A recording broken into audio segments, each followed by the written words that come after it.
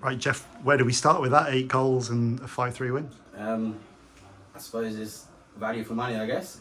Around £6, 8 goals. But yeah, from our perspective, obviously, we don't like to be in those sort of thrillers, back and forth sort of basketball games at times. We would rather much more composed, controlled. That's always sort of our aim. But sometimes games go that way, and you just got to make sure you're on the right side of it. I mean, obviously, again, considering on chances, we should have blown them away in the first half, and that's obviously a recurring theme which we need to get better at, because it's putting a lot of pressure on our defence.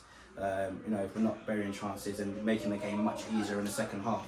But saying that, again, it's another win away from home midweek. The boys put in a real big shift, some clinical finishing. But then, as I always say, we can always do it better in terms of just managing the game, really. But yeah, we're over the moon. Look, another 3 points. I think that maybe puts us second, and we're just going to keep, carrying on and trying to impose our football each game, and then get better as we go along, because we've got a lot of spaces for improvement. We feel, but yes, I said, just good steady start. Really, there were some really good goals to pick out. I thought the second goal was great, but talk us through some of your favourites. I think it's just it's an appreciation of what we're doing at training. To be fair, lots of patterns of play. We're playing the right way, and we're breaking lines the way we want to. It hasn't gone quite right the last few weeks in terms of our patterns, but today I think it all comes together. And like Geoff said, we could score 7, 8, 9, and that's just in the first half. And we gave them a good talking to at half time, and when we come out in the second half, I thought we were superb, to be fair. And the front three absolutely blew them apart. There was some magic in there. They could have scored a few more, and a couple of heads were down in there, which is always a good sign that they could have scored more. And having Fred come off the bench and put one in the back of the net, well, that's going to wake everyone up as well. So I think we're in a good place when it comes to goals. But like Geoff said, I think we just need to do the other side of the work as well. But if we score 5 every week and concede 3, I'll be happy. I don't know about these two, but I'll be happy. Jack, it was 2-1 at half time, and we're probably kicking ourselves that we'd not put the game to bed. What were we saying at half time? Well, we had a bit of a frank discussion about the way that we should have really pulled away, and we let it be a game by our own sort of just a little bit of indecisiveness, a little bit of indecision, and making things a touch more complicated than they needed to be, which really is just habits. It's just habits. So if the players are committed to keeping their habits sharp and right, then over time we will play our way out of this habit, and then we'll play against teams like this, and those chances will get put away. So it's just a reminder of what the standards were, what the standards are that they set for themselves, really, because their heads were a bit down, everyone was a little bit deflated, sure, but that's a sign that they know they could have done better. So we just spoke about making sure that we do better in the second half, and then for most of it we did.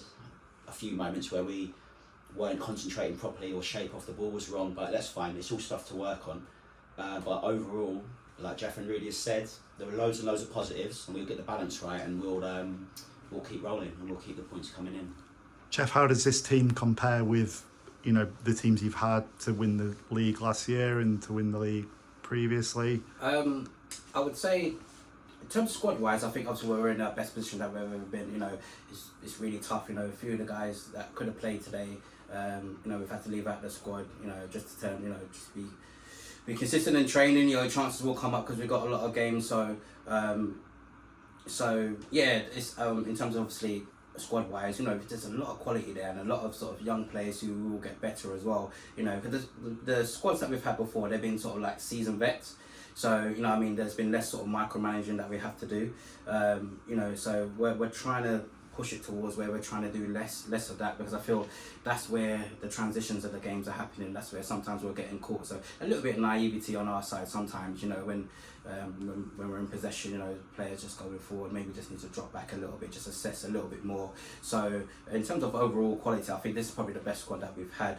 But we just maybe need a few more, maybe just a bit more leadership at times. That I would say, just that little bit, just to control sort of games and manage games, because we're getting in a lot of good positions. I'm talking about games wise, you know, we're going in front, you know, we're doing the hard work, but then it's about managing the games, you know, breaking it down to 15 minute patterns, and you know, and then the rest of the game becomes easier. So we're learning, like I said, it's a learning curve, you know, we're learning as a management team, you know, we're at step 6, you know, and the players, you know, a lot of them, it's the first time they played this level as well, so they're learning as well. So, but the positive thing is we're getting results as we're learning, so we'll always, you know, that kind of shows what we have in our squad, and we'll continue to get better. And really, obviously, although it's a big win tonight, we conceded 3. So is that an area we're going to be looking at, do you think? Yeah, I mean, we looked at it on Thursday at training as well. So it's just, again, it's that those habits continue developing. We're going to make mistakes in 90-minute match of football. You're going to make mistakes, and I think today we've made only one like really bad mistake at the wrong time. But the rest of the game, those 2 goals that we concede, they don't come from scoring a goal, and I think that was important for us to address today. That's the first goal that they scored to make it 2-1 for half time. They score it immediately after we've scored, and that happened on Saturday as well. So we want to cut those errors out first. You know, we know we're going to. When you're a possession-based side and you play attacking football, you know you will leave gaps if you lose the ball. It's what we do on the other side of that, and there will be times where we will concede. But I know I said it as a joke earlier, but I actually mean if we keep doing what we're doing at the top end of the pitch, you know, it takes that little bit of pressure off the back end of the pitch. So if we do end up conceding 3 like today, we can still go home happy, but we know we've got things to work on, which is always a good place to be. And then Jack had a few bookings again, and Arthur seemed to be really upset about something. Just a bit of argy-bargy Was off the it? ball, that's all. That's all. I prefer not to speak. How does the Middlesex League compare with the Eastern Counties then? Well, I mean, generally the refereeing is much better. It's really good actually to have refs that are quite conscientious before each game. Each ref wants to talk, you know, set the standards and so on, which is really, really great. And realistically, with these bookings that we're picking up, we've had a few bookings for silly things, delaying the restart, nonsense off the ball, dissent last week. None of them are really necessary, and it's just the adaptation period for a few players going from step 7 to step 6, where these rules are really applied harsher. Also this year it's a bit more of a directive from the FA. Things like time wasting and whatnot are really like picked on. So we've just got to be a bit smarter with that. But that's fine. I mean, you know, when someone makes a mistake, they know they've made a mistake. So the players are reflecting on it all themselves, and just a little bit of guidance, and we'll get there. And it's just a football thing. It's also just, you know, how do you respond to stress in those stressful moments? It's fine. It's just a tiny bit of experience, yeah, it'll be fine. Brilliant. Yeah, and just lastly, always thankful for all the fans who came out on a Friday night.